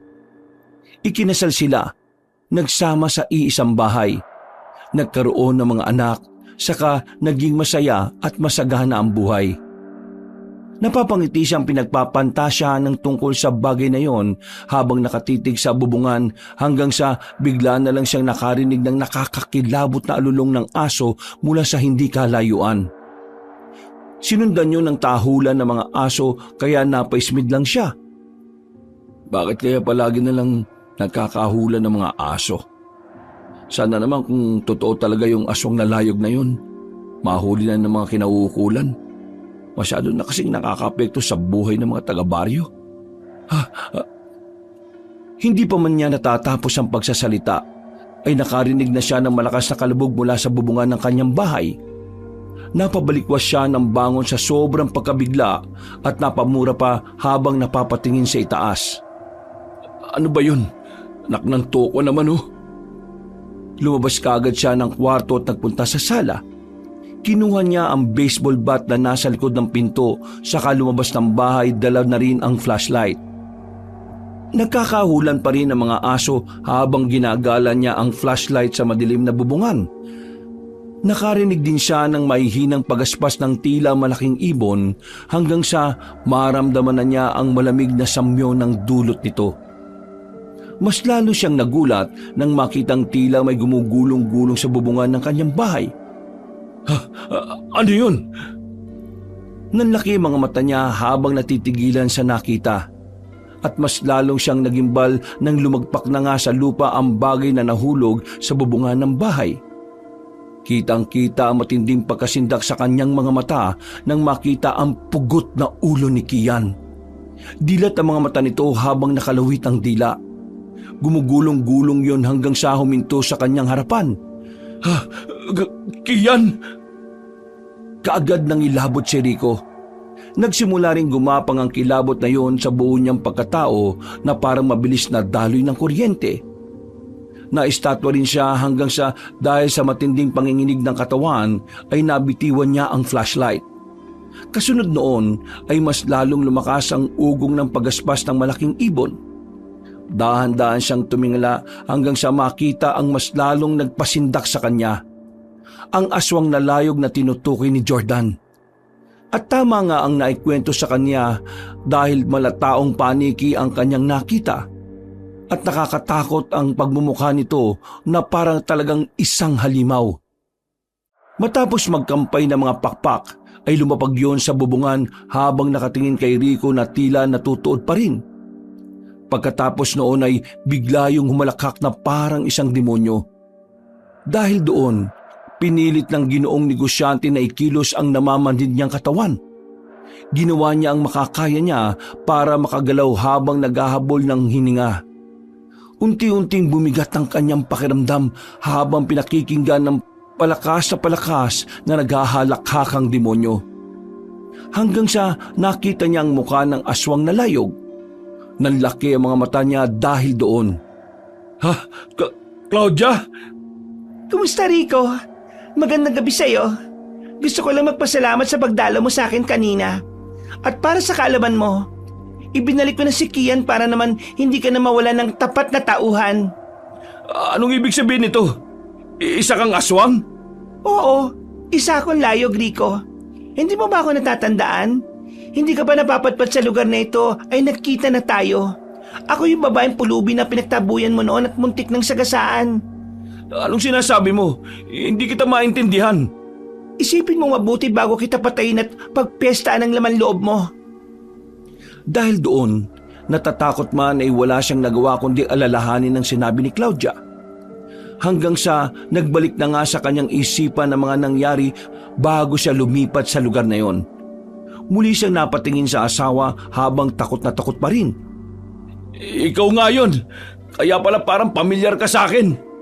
Natatanda mo na ba? Ang lahat ng pinag-aagawa mo noon?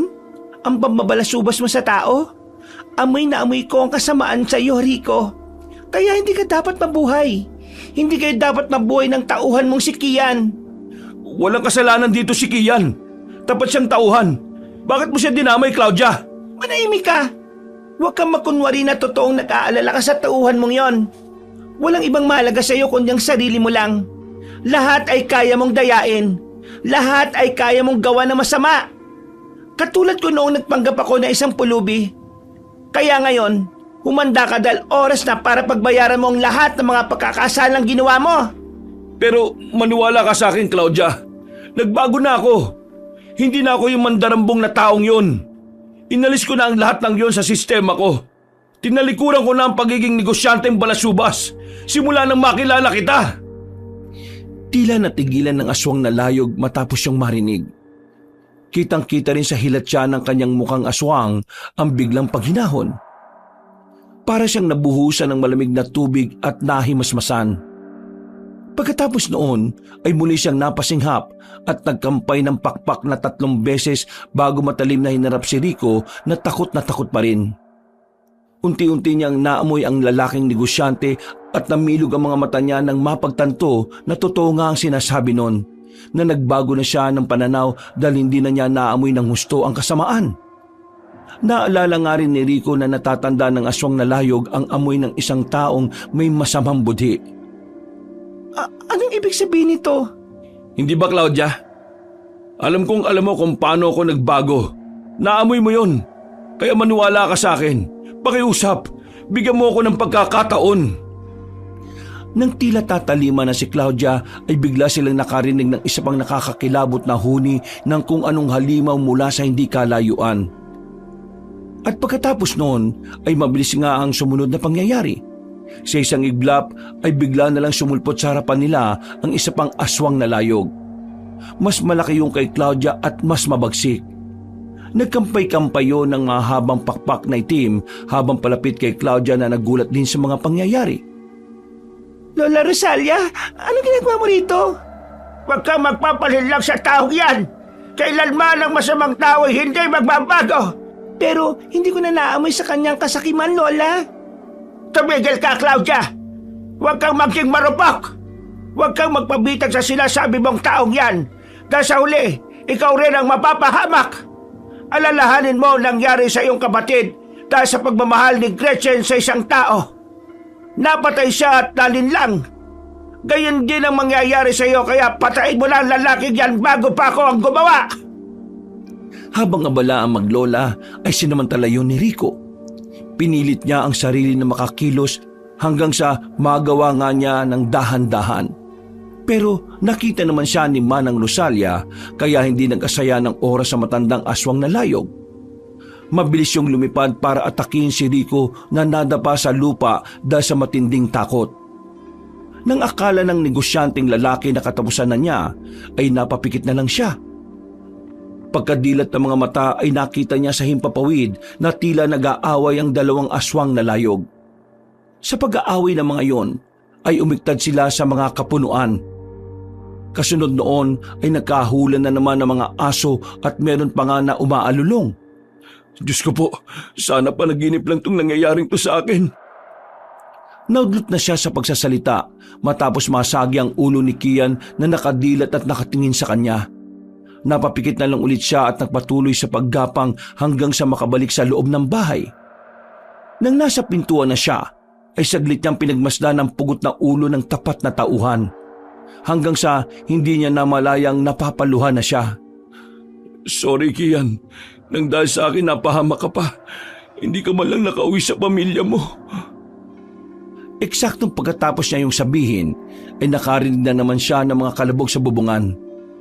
Kasunod ng mga ingay ng pagaspas at tinig ng mga nagngangalit na aswang.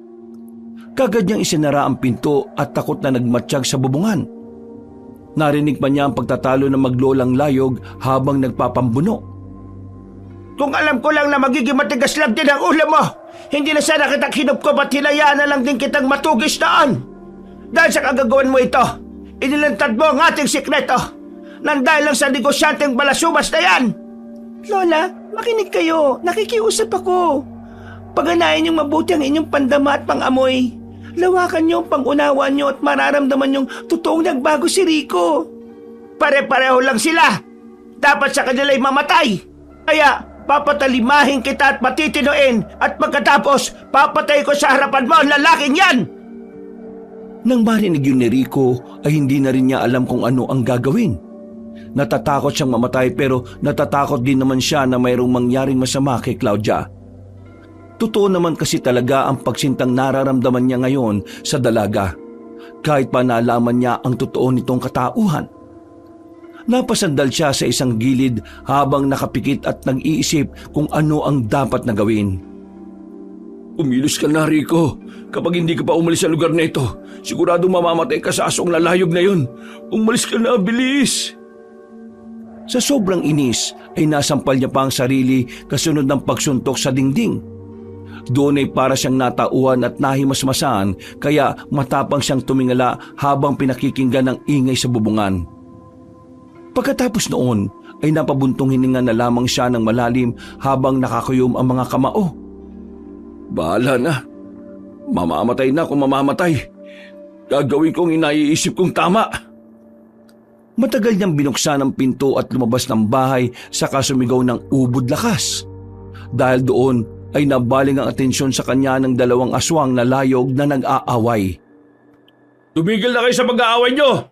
Nandito na ako ngayon sa harapan ninyo. Gawin nyo na ang gusto nyong gawin sa akin. Patayin nyo na ako kung yun ang gusto nyo. Bilisan nyo na! Narinig mo ba yun, Claudia? Siya na mismo ang lumapit sa kamatayan niya. Bakit ba tayo nag-aaway dito? Matalino kang tao, lalaki. Alam mong wala kang magagawa dahil alam mong sa huli ay wala kang magiging takas lalo na sa akin. Hindi ako natatakot sa iyo. Aswang ka. Gawin mo na ang gusto mo. Hindi natatakot? Nagpapatawa ka ba? Tingnan mo nga yung sarili mo, oh. Kitang-kita sa mukha mo matinding takot. Hindi ko lang nakikita kundi naaamoy ko pa. At nasasarapan ako sa amoy na yon. Kaya siguradong magiging masarap kang pagkain. Tumigil ka na, Lola Rosalia. Tigilan na natin to. Isipin na lang natin na hindi to nangyari. Umalis na tayo sa lugar nito bago pa dumating ang mga taong nagloronda. Nararamdaman ko na sila, Lola. Huwag kang tanga, Claudia! Kapag hinayaan mong mabuhay ang taong yan, siguradong tayo naman ang mga nganib kapag hindi ka nakinig sa akin! Ikaw ang kapag hindi nakinig sa akin, Lola Rosalia, puputulin ko yung mga pakpak mo ng paulit-ulit at papatayin kita ng paulit-ulit kahit papunta pa tayo sa impyerno! Nagtagisan na naman ang mga pamatay na tingin ng maglola habang si Rico ay takot lang na nakaantabay sa susunod na mangyayari. Hanggang sa maya-maya pa nga ay nakarinig na sila ng mga boses ng tao mula sa hindi kalayuan. Sinundan pa yun ng tunog ng ilang mga sasakyan. Kaya galit na nagkampay ng mga pakpak si Lola Rosalia at nauna nang umalis sa lugar na yon. Si Claudia at Rico na lang ang naiwan na nakakatinginan na matagal. Claudia, Pasensya ka na sa nagawa ko kay Kian. Hindi ko rin naman kagustuhan yon. Si Lola Rosalia ang totoong pumatay sa kanya at hindi ko na napigil. Naway, hindi ko na ulit maamoy sa iyo yung amoy ng kasamaan at kasikiman. Dahil kapag nangyari yon, kahit gaano ka pa kalayo, pupuntahan kita hindi para kumustahin, kundi para patayin ka, Rico. aalis ka na ba? Hindi ka na ba magpapakita sa akin? Sumagot ka, Claudia. Alam kong mahal mo rin ako. Kaya bakit mo ako iiwan? Hindi kita gusto. Hindi totoo sinasabi mo. Alam kong hindi yan totoo. Nararamdaman kong mahal mo rin ako. At alam mo yun sa sarili mo. Huwag mo akong iwan pakiusap dahil natatakot ako na kapag nawala ka, baka bumalik ako sa dating ako. Pakiusap, Claudia. Hindi na umimik ang dalagang aswang na layog. Tumalikod na lang yon at nagkampay ng mga pakpak bago lumipad palayo. Nakita pa siya ng mga taong nagroronda pero hindi nila nakilala dahil malayo. Natulala naman si Rico habang tinatanaw si Claudia na unti-unting naglalaho sa madilim na kalangitan. Hindi na nga nila namalayan na nagdatingan na ang mga tulong. Napagtanto na lang niya yon nang tapikin siya ng isang opisyal. Pagharap niya sa Ginoo ay tila bigla na lang siyang nanghina. Nagdilim ang kanyang paningin hanggang sa bumagsak siya sa lupa at napaharap sa pugot na ulo ni Kian. Napaluha ulit siya habang nakatingin sa tapat na tauhan. Pasensya ka na talaga, Kian. Sorry talaga. Pagkatapos niyang sabihin yon ay tuluyan na siyang nawala ng malay tao. Nagising na lang si Rico sa ospital ng bayan kung saan siya dinala ng mga opisyal para mabigyan ng agarang tulong. Halos maghapon din siyang nakatulog at pasado 6:00 na rin ang gabi nang magising. Wala na siyang maalala nung una hanggang sa maikwento na nga ni Jordan ang nangyari. Sir, nakakalungkot po yung nangyari kay Kian, no? Napakabait pa naman ng taong yun. Pero naniniwala akong makukuha niyang hustisya na yun, sir. Dahil alam kong makikipagtulungan kayo sa mga kinauukulan. Nakilala niyo po ba, sir, kung sino yung layog? Ha? Hindi ko sila nakilala. Sila? Ibig sabihin po, sir, hindi lang isa? Oo, 2 sila pero hindi ko sila kilala. Nasaan yung taong paniki sila eh? Hindi na malaga sa ngayon yun, sir. Ang importante po ay natakasan niyo yung mga layog na yun. Kayo pong kauna-unaan sa probinsya na to ang nakaligtas laban sa mga layog. Natigilan na si Jordan sa pagsasalita dahil nakita niyang naluluha ang kanyang amo. Tinapik-tapik niya lang yon sa balikat at pagkatapos ay iniwan na muna niya para makapagpahinga. Lumipas pa ang mga araw at linggo ay kalat pa rin ang balita sa buong baryo patungkol nga sa nasabing mga layog. Pansamantala rin munang ipinagkatiwala ni Rico ang tindahan sa palengke kay Jordan. Hindi pa rin maganda ang sistema niya pagkatapos na makalabas ng ospital. Palagi na ring may nagro-ronda pagsapit ng 6:00 ng gabi hanggang 5:00 na madaling araw. Pero sa mga nagdaang araw at gabi ay wala ring nagpaparamdam ng mga aswang na layog. Biyernes ng 8:00 ng gabi, lumabas ng bahay si Rico at nagpunta sa kanyang shop. Pumasok siya roon at nagmukmok. Inalala niya ang mga bagay na nagawa niya noon. Kung paano siya nakilala bilang isang negosyanteng balasubas at nagtago sa lugar na yon para magsimula ng panibagong buhay. Hanggang sa maalala na naman niya si Claudia at ang huli nilang usapan bago sila tuluyang maghiwalay ng landas. Claudia? Nawa, hindi ko na ulit maamoy sa iyo ang amoy ng kasamaan at kasakiman. Dahil kapag nangyari yun, kahit gaano ka pa kalayo, pupuntahan kita hindi para kumustahin, kundi para patayin ka, Rico. Alis ka na ba? Hindi ka na mapapakita sa akin? Ano, sumagot ka, Claudia. Alam kong mahal mo rin ako. Kaya bakit mo ako iiwan, ha? Hindi kita gusto. Hindi totoo yung sinasabi mo. Alam kong hindi yan totoo. Nararamdaman kong mahal mo rin ako at alam mo yun sa iyong sarili. Huwag mo akong iwan pakiusap. Dahil natatakot ako na kapag nawala ka, baka bumalik ako sa dating ako. Pakiusap, Claudia.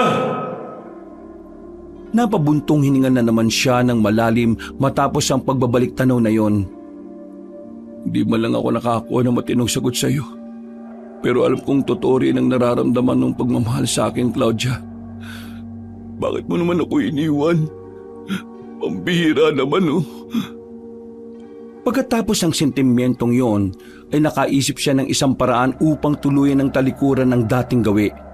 Sinunog niya ang shop dahil ito ang dahilan kung bakit siya nabansagang negosyanteng balasubas. Sa pagsunog niyang yon ay ibinuon na rin niya ang dati niyang pagkatao. Makalipas ang 6 na buwan, nakakangiti man ay halata pa rin ang lungkot sa mga mata ni Rico. Napapansin yon madalas ni Jordan kaya sa abot ng kanyang makakaya ay palagi niyang inaaliw ang amo. Dahil sa pagod sa trabaho ay naisipan niyang magbakasyon sa ibang lugar. Napili niya ang lugar kung saan nakatira ang yumaong si Kian dahil para na rin madalaw ang puntod nito. Sir, nandito na po tayo. Sir, gising na po. Ha? Kanina pa ako gising. Nakatakip lang ako ng sombrero at nakapigit. Okay po sir. Mauna na po kayo sa puntod ni Kian ha. Ihina kasi talaga ako eh. Susunod na lang po ako. Okay. Nagtuloy-tuloy na nga si Rico papunta sa pinaglibingan ng tapat na tauhan. Pagdating niya sa tapat ng puntod ay may nakita siyang sariwang bulaklak na parang kalalagay lang. Oh, bago pa to ah. Sabi ng mga magulang ni Kian kanina, dumalo na sila nung isang araw kaya hindi na sila sumama ngayon. Sino naglagay nito? Nagpalinga-linga siya sa paligid hanggang sa may maabot siya ng tingin mula sa hindi kalayuan. Nanlaki ang mga mata niya nang mamukhaan ng taong yon, kaya dali-dali niyang hinabol.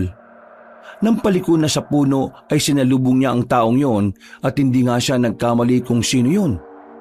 Halos maiyak siya nang muling makita ang taong matagal na niyang hinahanap. Claudia? Pasensya na, dinalo ko si Kian. Magtatagal sana ako kaso nakita kitang... Hindi na natapos ni Claudia ang pagsasalita dahil niyakap na siya ng mahigpit ni Rico. Pagkatapos ay umiyak ng umiyak ang lalaki kaya inalo-alo lang siya ng dalaga. Miss na kita, Claudia. Bakit mo naman ako biglang iniwan? Huwag ka nang umalis pakiusap. Kahit ano ka pa, kahit anong klaseng nilalang ka pa, tatanggapin kita dahil mahal na mahal kita. Salamat sa pagtanggap mo sa akin, Rico.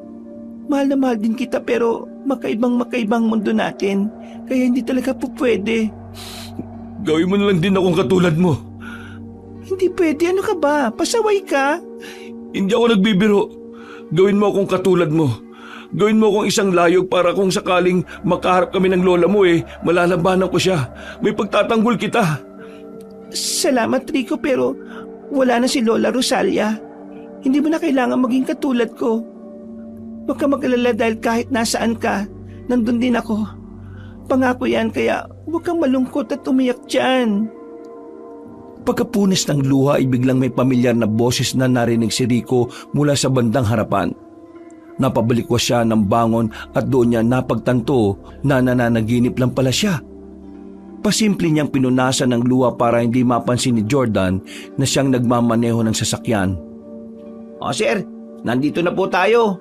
Gising na, sir. Kanina pa ako gising. Nakatakip lang ako ng sombrero at nakapikit. Okay po, sir. Mauna na po kayo sa puntod ni Kian ha. Ihi na kasi talaga ako eh. Susunod na lang po ako. Okay. At katulad ng napanaginipan niya kanina, pagpunta ni Rico sa puntod ni Kian ay may nakita siyang sariwang bulaklak. Kaya nagpalinga-linga siya sa paligid. Pero sa kasamaang palad ay hindi niya na nakita si Claudia kaya napabuntong hininga na lang siya at napatingin pagkalaon. Naalala niya kasi ang sinabi ng dalaga sa panaginip na yun. Huwag ka mag-alala dahil kahit nasaan ka, nandun din ako. Pangako yan. Kaya huwag ka nang malungkot at umiyak dyan. Napangiti na lang siya at pagkatapos noon ay eksakto na dumating na si Jordan. Saglit silang naupo sa tapat ng puntod at doon nag-usap ng kung ano-ano. Lingid sa kanila, katulad ng pangako ni Claudia ay nakatingin lang siya sa malayo. Pinagmamasdan ng taong mahal niya na si Rico. Lumipas pa ang mga araw, linggo, buwan at taon. Nagkaroon na nga si Rico ng asawa. Nang maisilang ang una niyang anak na babae, pinangalanan niya yung Claudia bilang pag-alaala sa babaeng una niyang minahal. Hindi naman lingid ang mga bagay na yon sa napangasawa niya. Natutuwa pa nga si Bianca kung tutuusin. Nagpatuloy pa nga ang paglago ng kanilang negosyo hanggang sa maipamana na ni Rico kay Jordan ang tindahan niya sa palengke. Nagpunta na kasi sila sa ibang bansa at doon na nagpatuloy ng panibagong buhay. Tuluyan na talagang tinalikuran ni Rico ang pagiging negosyanteng balasubas. Namuhay siya ng masaya sa piling ng kanyang mag-ina. Malay sa problema, punong-puno ng kapayapaan at masaganang pamumuhay. Wakas,